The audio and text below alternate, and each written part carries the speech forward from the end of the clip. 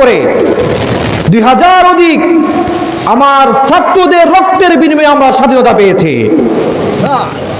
বিগত 16টি বছর আমরা কথা বলতে পারি নাই, আমরা আলোচনা করতে পারি নাই, কোরআনের কথা বলতে পারি নাই। কোরআনের মাঠ থেকে, মাহফিল থেকে মাইক ছুড়ে নেওয়া হয়েছে, ঠিক কিনা বলুন? আলেমদেরকে মিথ্যা মামলা দিয়ে, মিথ্যা সাক্ষ্য দিয়ে ফাঁসির মঞ্চে ঝুলিয়ে শহীদ করে দেওয়া হয়েছে। আপনার কি বাধা হচ্ছেন বন্ধুরা আমার?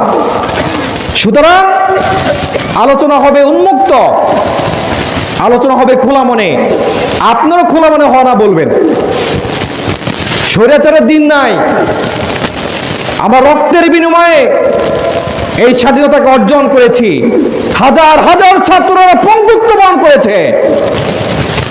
সুতরাং ভয় পাবার কোনো কারণ নাই, কথা বলতে হবে। কথা বলবে।